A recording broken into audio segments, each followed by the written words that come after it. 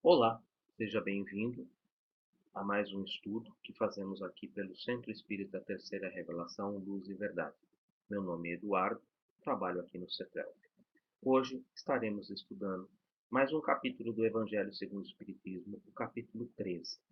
Porém, antes de iniciarmos os nossos estudos, vamos nos colocar confortavelmente e levar o nosso pensamento a Deus, a Jesus, aos nossos guias e mentores, nosso anjo da guarda, pedindo para que ele possam nos inspirar, para que possamos compreender e entender tudo o que vamos estudar hoje do Evangelho de Jesus. E assim, agradecidos, damos por iniciados os trabalhos de hoje com a prece que o Mestre Jesus nos ensinou. Pai nosso que estais nos céus, santificado seja o vosso nome. Venha a nós o vosso reino, seja feita a vossa vontade, assim na terra como nos céus. O pão nosso de cada dia nos dai hoje. Perdoe as nossas dívidas, assim como nós perdoamos os nossos devedores. E não nos introduzas em tentação, mas livra-nos de todo mal, que assim seja, graças a Deus, graças ao Mestre Jesus. Então, meus irmãos, vamos iniciar os nossos trabalhos de hoje com o estudo do Evangelho segundo o Espiritismo, precisamente no capítulo 13. O capítulo 13, ele aborda dois temas. Não saiba a tua esquerda o que faz a tua direita e o óbolo da viúva. Todo o capítulo 13, hoje, ele é praticamente prática do capítulo 8, Bem-aventurados os puros de coração. Se recordarmos, no capítulo 8 nós estudamos essa bem-aventurança, que é a sexta bem-aventurança do Sermão do Monte, no capítulo 5 do Evangelho de Mateus, que fala sobre pureza de coração. O que é a pureza de coração? Apenas lembrando, fazendo uma breve recapitulação do capítulo 8, a pureza de coração é a pureza de sentimentos. No capítulo 8, compreendemos que um coração puro é aquele coração que não está dividido entre o bem e o mal. É um coração em que possui apenas sentimentos voltados para o bem. Sentimentos voltados para o bem levam apenas a pensamentos voltados para o bem. Pensamentos voltados para o bem levam apenas na prática do bem. Esse foi o estudo que nós fizemos do capítulo 8 do Evangelho segundo o Espiritismo, que trata dessa bem-aventurança, bem-aventurados os puros de coração. O capítulo 13, que não saiba a tua mão esquerda o que faz a tua mão direita, e a parábola do óbolo da viúva, vem explicitamente trabalhar no ensino prático, em que Jesus primeiro nos exemplifica, e depois ele utiliza-se de uma parábola do óbolo da viúva, nesse conto desta parábola, para nos mostrar mostrar a prática de um coração com sentimentos único e exclusivamente voltados para o bem, com pensamentos que surgem desse sentimento voltado para o bem e as práticas do bem. Então, hoje é um exemplo, é uma forma de nós compreendermos na vida prática, na vida do dia a dia, como é a utilização, como é construir esse reino de Deus dentro de cada um de nós, como é construir esse coração puro, que é ali elencado na sexta bem-aventurança, do capítulo 5 do Evangelho de Mateus, bem-aventurados os puros do coração. O ensinamento de Jesus. Cautelai-vos de não praticar a vossa justiça diante dos homens, para serdes contemplados por eles. De outra sorte, não tendes recompensa junto ao vosso Pai que estás nos céus. Portanto, quando deres dádiva, não trombeteis diante de ti, como fazem os hipócritas nas sinagogas e nas vielas, para serem louvados pelos homens. Em verdade vos digo que estão recebendo sua recompensa. Tu, porém, quando deres dádiva, não saiba a tua esquerda o que faz a tua direita, para que a tua esmola fique em segredo, e teu pai que vê no segredo te recompensará. Mateus capítulo 6, versículos de 1 a 4. Um outro ensinamento que faz parte e que nós temos ali que Jesus nos exemplifica, é a cura do leproso.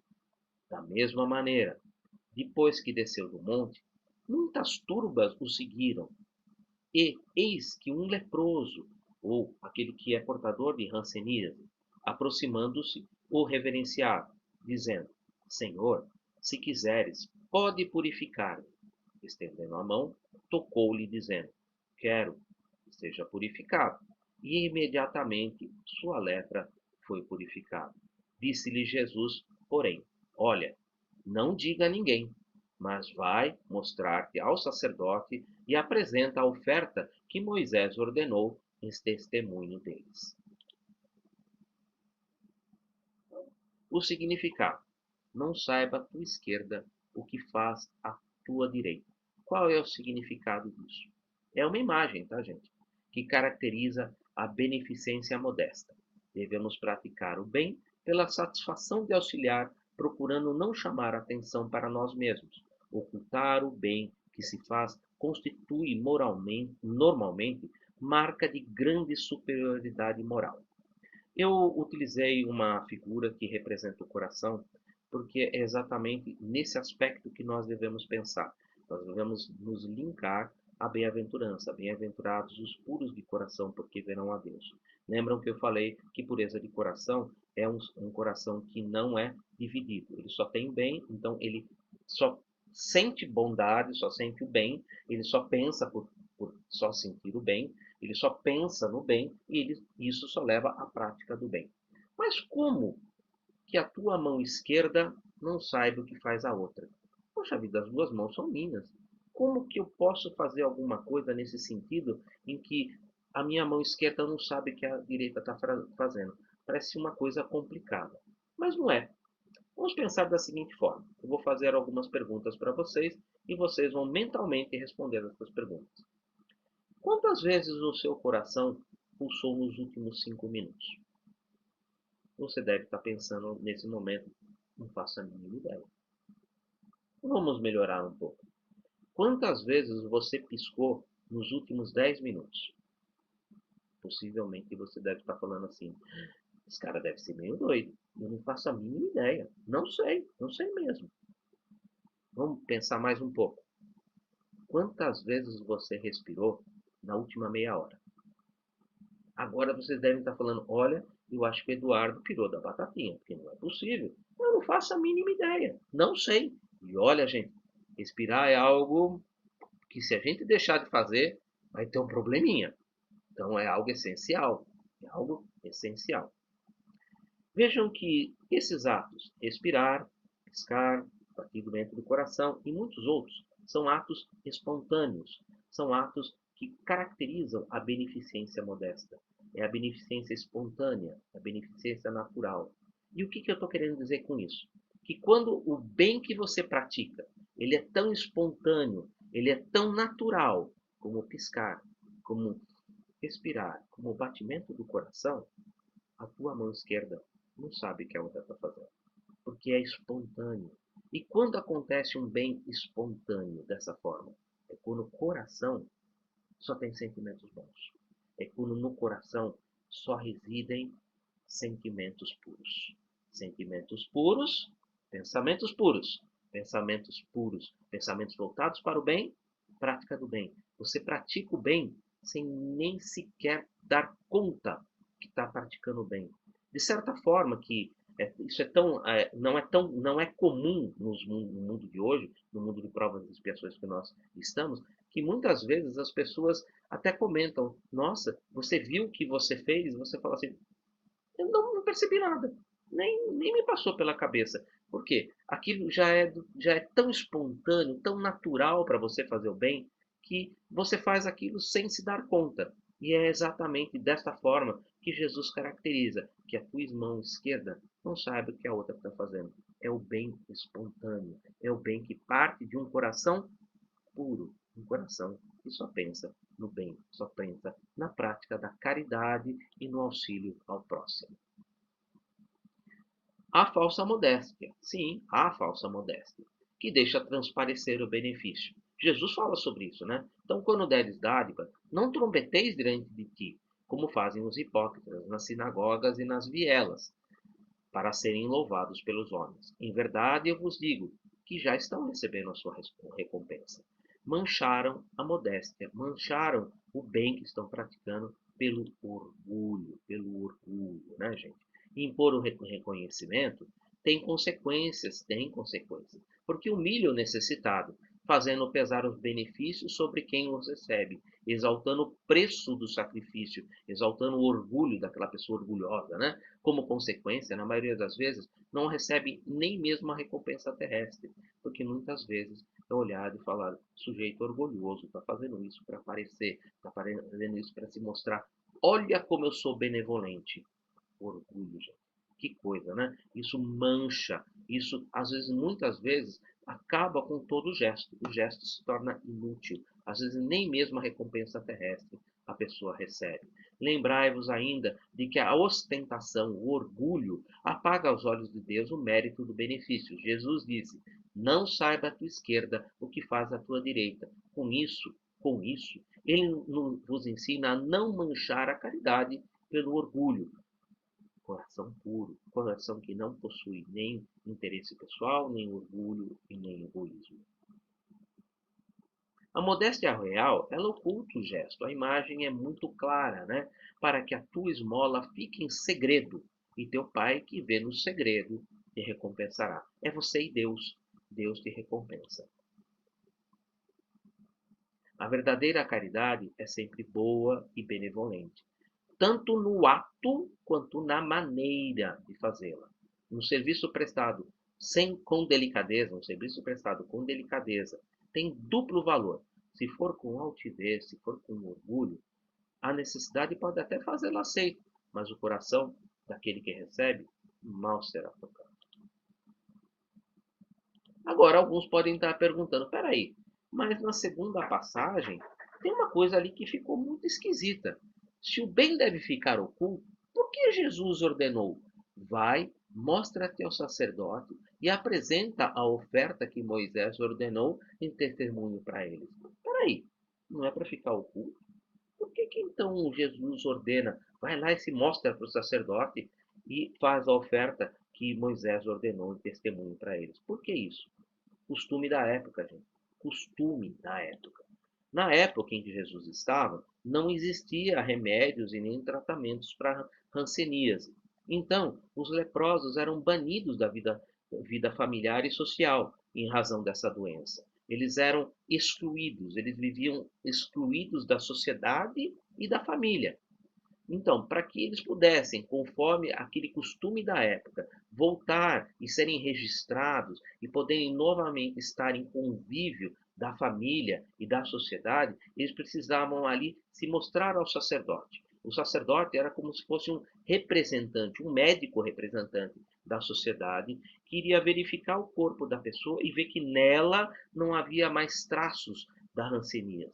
Não havendo mais traços da hanseníase, ela seria novamente registrada, ou seja, seria marcada mais uma vez como alguém que poderia estar em contato novamente com a sociedade e ao convívio familiar. Então, esse fato de Jesus pedir para que a pessoa se mostrasse aos sacerdotes era exatamente um fato de caridade, de amor, falando para ele: olha, agora que você está limpo, está livre da hanseníase, vai lá e se mostra para o sacerdote como Moisés ordenou. Ou seja, quando alguém se via livre da hanseníase, voltava para o sacerdote, mostrava-se o corpo, olha, não tenho mais nada, não estou mais doente. E aí o sacerdote certificava, não, ela está sã. Então agora ela pode retornar ao convívio social e ela pode retornar à família. Então era um costume da época e que deveria ser levado em consideração, deveria ser levado em sinceridade, para que essa pessoa pudesse novamente voltar ao convívio da família e da sociedade. Um costume que foi prescrito por Moisés e que Jesus, ali se valendo do costume e sabendo que a pessoa já estava excluída pelo fato da doença, pede para ela, não, agora que você está limpa, você não possui mais a hanseníase, vá lá e se mostre ao sacerdote para que ele possa novamente te registrar, para que ele possa novamente te colocar no convívio social e no convívio da família. A pergunta, então, agora, já que nós estamos falando de caridade, é reprovável dar esmolas? É reprovável dar esmolas? E a resposta, óbvio, não. O que é reprovável? O que merece a reprovação é a maneira como é dada a esmola. O homem de bem vai ao encontro do necessitado, sem esperar que esse lhe estenda a mão. Percebe? É a maneira. Lembra que eu mostrei dois casos? Aquela que nós tínhamos ali a caridade que ostentava, né? E depois a caridade modesta, a caridade que oculta aquilo que você está fazendo, a caridade que ajuda, a caridade que ampara todos aqueles que estão passando por necessidade. Então, a esmola, ela deve ser praticada dessa forma e não com o orgulho que fere essa característica. A esmola, gente, em uma sociedade que se baseia na lei de Deus e na sua justiça, deve prover a vida do fraco sem que haja para ele a humilhação. Por isso, nas sociedades de hoje, as sociedades que nós temos nesse momento, século XXI, que nós estamos vivendo, nós temos muitos meios sociais. A assistência social, o INSS, né, o Instituto Nacional de Seguridade Social, os serviços sociais, todos os serviços de ONGs que trabalham pela caridade, pelo amor ao próximo. Tudo isso daí faz parte de uma sociedade moderna que trabalha com a lei de Deus e a sua justiça, porque ela provém a vida do fraco, sem que para ele haja uma humilhação. Ela acolhe aquela pessoa que está passando por necessidade, reabilitando-a, muitas vezes, ao convívio social e ao trabalho junto da sociedade. É necessário distinguir a esmola propriamente dita da beneficência, tá? A esmola propriamente dita, ela só vai ali e acolhe. A beneficência, ela vai mais fundo, ela trabalha com o necessitado. O mais necessitado nem sempre é o que pede ali a esmola. O temor da humilhação retém o verdadeiro pobre, que quase sempre sofre sem se queixar. A esse que o homem verdadeiro humano sabe assistir sem ostentação, pela prática da beneficência. A verdadeira caridade inverte os papéis, tá, gente? O benfeitor se faz de beneficiado, dissimulando o benefício, dispensando o reconhecimento ou qualquer recompensa, resguardando dessa forma a suscetibilidade do beneficiado. Quando possível, converte a esmola em serviço. E muitas vezes, gente, se a gente puder fazer isso, é muito bom. Lógico que há pessoas, eu usei até uma foto que caracteriza isso, em que o benefício ali ele se faz presente de todas as maneiras que nós podemos ali auxiliar e fazer tudo que a gente pode fazer sem aguardar qualquer recompensa, sem aguardar qualquer forma de pagamento ou de justificação. Estamos ali fazendo bem pelo bem. Mas quando a pessoa tem possibilidade de prestar algum serviço e de ser útil, isso é importante. Converter essa possibilidade de ela ser útil fazendo alguma coisa e ali lhe oferecendo um pagamento por aquilo que foi feito. Porque ela vai se sentir útil, aquilo enobrece a pessoa, aquilo traz para a pessoa um sentimento de ser útil, um sentimento de valor. E isso nós podemos fazer. Então, quando nós vemos uma pessoa necessitada, mas que ela pode ser útil em alguma coisa, proporcionar para ela essa possibilidade dela fazer alguma coisa. Como, por exemplo, vamos citar um exemplo simples, né? Varrer a frente de uma casa, retirar a sujeira de um jardim, sei lá, fazer uma limpeza, lavar um carro, alguma coisa, e depois você vai ali e gratifica essa pessoa pelo serviço que ela prestou. Ela se sente útil. Aquela gratificação para ela agora não é mais como se fosse uma esmola, mas ela sente que aquilo é o resultado do seu trabalho, do quanto ela pode ser útil e o quanto aquele trabalho gera de bem-estar para ela. Então, isso é importante, a gente sentir quando a pessoa que está passando por necessidade, o quanto nós podemos fazer por ela para que ela possa produzir alguma coisa, e no ato de produzir aquela coisa, a gente possa auxiliá-la, dar a ela, lógico, mais do que aquilo que representa aquele ato, mas que para ela é um sentimento de utilidade. Eu trabalhei, eu ganhei isto, e isto agora eu vou utilizar. Então, é uma forma muito bonita de a gente praticar a caridade e, quando possível, converter essa esmola em serviço, em trabalho, para que a pessoa possa se sentir útil, valorizada.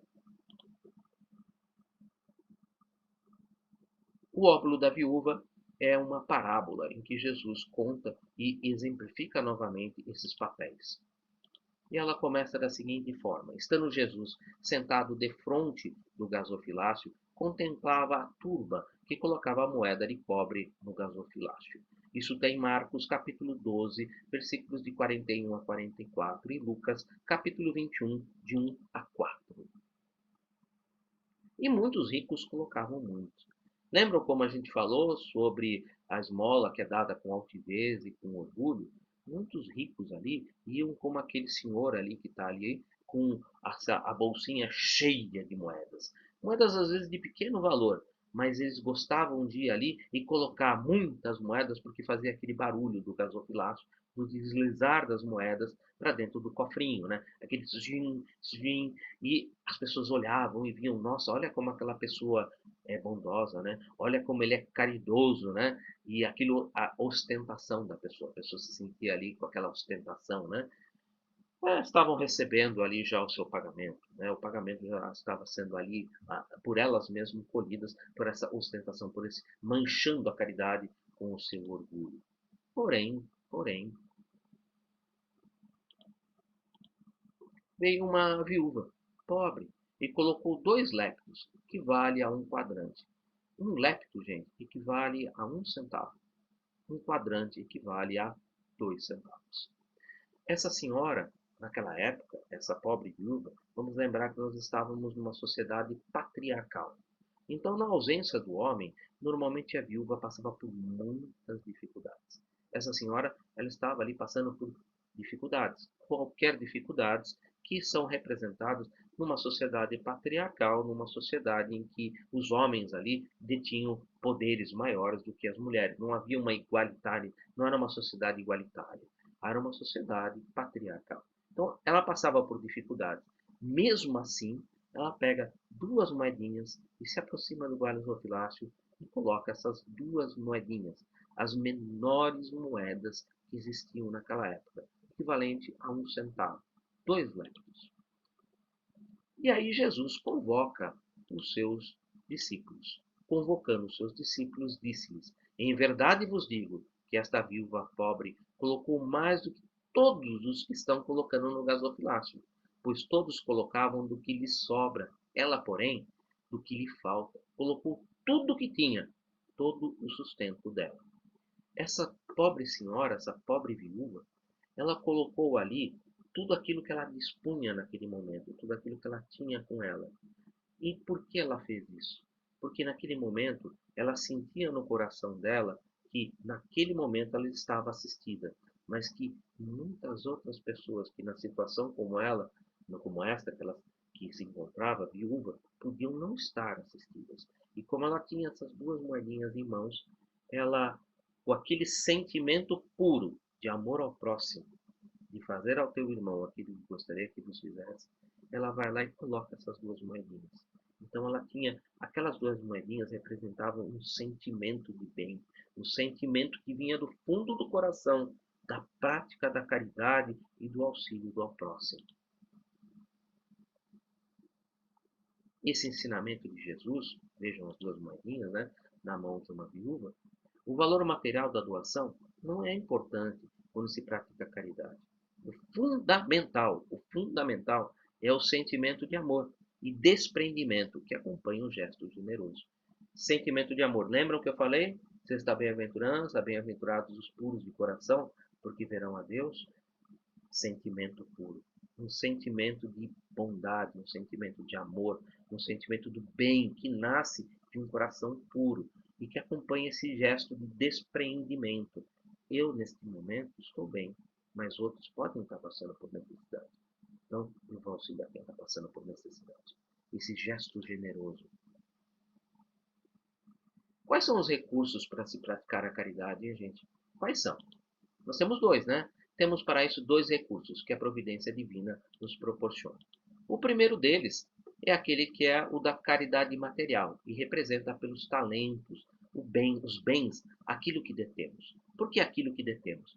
É aquilo que temos conosco enquanto estamos aqui encarnados. São os bens do mundo.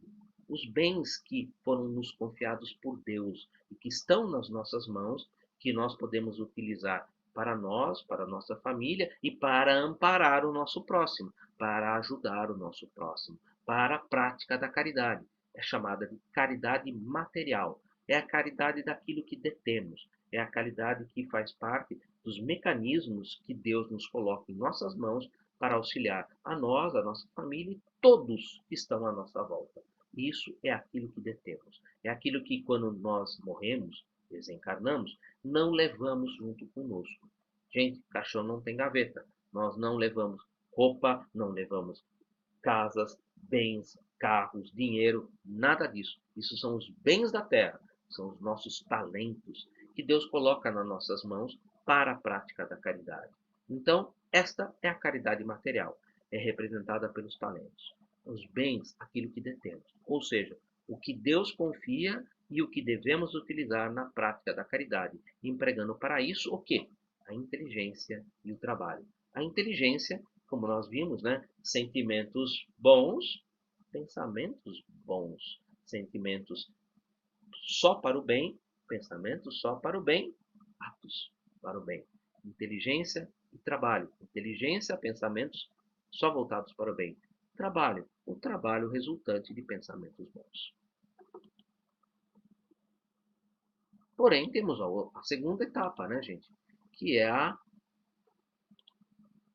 caridade moral, ou seja, aquilo que temos, que são as nossas verdadeiras posses. E o que são essas nossas verdadeiras posses? O que é a caridade moral? O que é aquilo que nós temos? É aquilo que nós construímos dentro do nosso coração.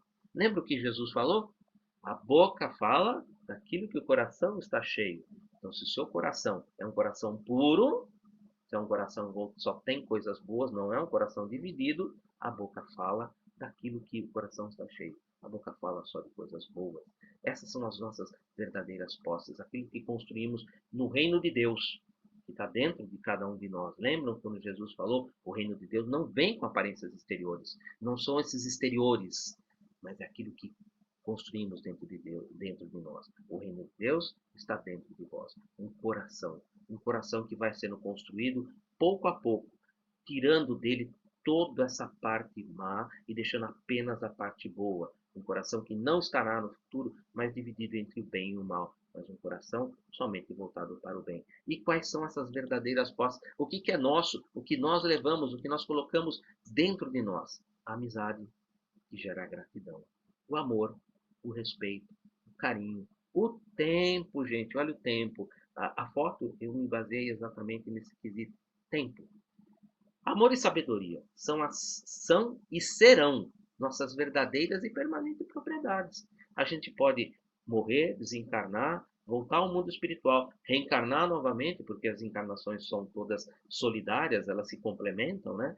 E encarnando novamente, e trazemos conosco tudo isso, porque isso são as nossas verdadeiras posses, são aquilo que nós construímos dentro de nós e que a cada encarnação nós vamos lapidando, nós vamos tornando cada vez melhores, cada vez mais próximas desse amor sincero, dessa verdade sincera, desse amizade sincera, desse respeito sincero, desse carinho sincero, dessa gratidão que vem dessa amizade, desse amor e desse respeito e carinho com as outras pessoas. Isso são construções pessoais, intransferíveis, que cada um faz em cada uma das suas encarnações. Possui duplo mérito, gente, quando a gente consegue, quando se você consegue praticar a caridade material em associação com a caridade moral. Sim, é um duplo mérito, muito bom, né? Qual é a mais difícil de praticar, hein, gente? A caridade moral ou a material? O que vocês acham? Obviamente, né? É a caridade moral. Essa realmente é a mais difícil. Por que ela é mais difícil? Porque consiste em tratar o próximo como gostaríamos de sermos tratados. Exige a prática da paciência, da fraternidade e da renúncia. Olha, gente, paciência é a terceira bem-aventurança do Sermão do Monte. Lembram? Bem-aventurados, bem-aventurados os que têm paz, né? Bem-aventurados os que têm paz e amor, né? porque herdarão a terra, né? A terceira bem-aventurança, mas ter paciência exige o quê? Exige, em primeiro lugar, a gente ser humilde. E, em segundo lugar, a gente ser resignado, para que depois a gente possa ter paciência.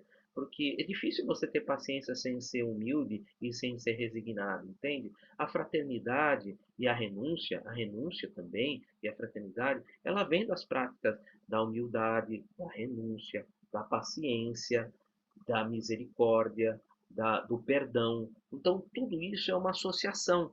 E isso a gente desenvolve com o passar do tempo. A gente não consegue desenvolver isso de uma hora para outra. Então, a prática da caridade moral, ela é mais difícil, porque ela exige da gente que a gente vá desenvolvendo paulatinamente todas essas virtudes, que são começando pela humildade, né? Passando pela resignação, chegando à paz, à paciência, a paz em nós primeiro, a paciência, né? Depois perdão, depois resignação, depois perdão, indulgência, misericórdia, passando para a compaixão, para que a gente possa chegar, enfim, um coração puro e para que a gente finalmente possa se tornar um pacificador. Porque ninguém pode dar aquilo que não tem, tá, gente? Como é que você vai dar paciência ou transferir paciência para alguém se você não tem paciência? Se você não desenvolveu ainda pelo menos a humildade e a resignação, para que a paciência possa estar ali efervescendo, evoluindo, sendo construída, entendeu? Então a gente precisa trabalhar com todas essas virtudes e conforme a gente vai se estabilizando numa virtude, indo apresentando e levando adiante a construção dessa virtude, trabalhando, fazendo ao nosso próximo aquilo que gostaria que nos fizessem, tratando o nosso próximo como gostaríamos de sermos tratados. É um trabalho que vai sendo feito paulatinamente. A gente não consegue fazer isso de uma hora para outra. Mas se a gente não começar e a gente não se esforçar um pouquinho, mais tempo vai demorar. Então, vamos começar agora. Por que não começar agora, né? Aquele que deseja ser útil encontra inúmeras ocasiões, tá, gente? A foto também foi retirada pensando nisso, né? Para dar um consolo e aliviar um sofrimento, para prestar um serviço, para fazer um esforço útil, fazer qualquer esforço útil, né? Trabalho é qualquer esforço útil. Na prática da caridade encontramos sempre a paz do coração. A paz do coração advinda de um coração que pensa no bem. Um coração que, desculpa, sente o bem. O contentamento da alma. A alma se sente como se fosse um refrigério para ela mesma. E o remédio para as nossas aflições. Isso a gente encontra dentro da caridade. Quem pratica caridade com sentimento de bem, um sentimento de doação, um sentimento de espontaneidade, sente essa paz do coração, sente esse contentamento da alma de ver nas pessoas o sorriso, ver no semblante das pessoas aquele carinho que volta pela gratidão que você recebe pelo ato praticado espontaneamente, um ato de amor que vem do coração, e isso é um remédio para as nossas aflições. A gente se sente consolado, perfeitamente consolado, como Jesus mesmo coloca na segunda bem-aventurança, bem-aventurados aflitos, porque serão consolados, a justiça das aflições. A sublimidade da virtude está no sacrifício do interesse pessoal pelo bem do próximo. Interesse pessoal, lembrem-se, gente, todo orgulho, todo egoísmo, ele nasce do interesse pessoal. A raiz do orgulho e do egoísmo é o interesse pessoal. Então, se você conseguir trabalhar sobre o interesse pessoal, você vai estar diretamente reduzindo todo orgulho e todo egoísmo. Até que um dia a gente possa desenraizar, retirar o interesse pessoal de dentro de nós, e aí sim nós estaremos com o nosso coração puro, porque não existirá mais nenhuma divisão entre o bem e o mal. É um coração que agora foi retirado de dentro dele todo o interesse pessoal, e com isso saiu todo orgulho e todo egoísmo. É um coração puro, um coração que só pensa no bem, na prática do bem. A caridade sintetiza todas as virtudes. Conduzirá os povos à felicidade na vida terrena e na vida espiritual. Nós aqui hoje exemplificamos e usamos praticamente todo o capítulo 5 do Evangelho de Mateus, quando nós falamos das bem-aventuranças, que ali elenca essas virtudes, né? Lembra que eu comecei falando principalmente da humildade, a primeira de todas, passando pela resignação, depois passando pela paciência, pela paz em nós mesmos, caminhamos para a justiça, não aquela justiça justiceira, mas a justiça que reergue as pessoas, a justiça que regenera as pessoas, a justiça que oportuniza as pessoas. Quando eu falei que a gente deve converter essa esmola num trabalho, reerguendo as pessoas, reoportunizando as pessoas, e para o perdão, para a misericórdia, para a compaixão, caminhando então para um final de todas essas virtudes em graus máximos de uma pureza de coração e que, por fim, a pacificação, a última das bem-aventuranças. Lembrando que o pacificador, ele leva todas essas virtudes e ele só pode chegar nesse grau de pacificador porque ele já conseguiu conquistar essas virtudes. Porque ninguém dá aquilo que não tem. Ninguém dá aquilo que não tem. O único pacificador, na sua excelsa forma que pisou aqui no orbe terra, chama-se Jesus Cristo. Por isso ele é modelo e guia da humanidade. Comentário de Kardec, finalizando os nossos estudos: com a verdadeira caridade, o homem pensa nos outros antes de pensar em si. Por quê? Porque ele retirou todo o interesse pessoal. Retirando todo o interesse pessoal, ele pensa nos outros antes de pensar em si. Percebem? O interesse pessoal agora ficou em segundo lugar. Amai-vos como eu os amei. Ou seja, praticai da forma como eu vos ensinei. Por isso, Jesus é modelo e guia da humanidade. Modelo para ser copiado. Modelo para ser copiado. A gente produz um modelo, por exemplo, de um veículo. A partir daquele veículo que está perfeito, o que a gente faz? A gente copia aquele veículo, põe numa linha de produção. Jesus, então, é esse modelo, o modelo perfeito para nós, e que nós devemos copiar.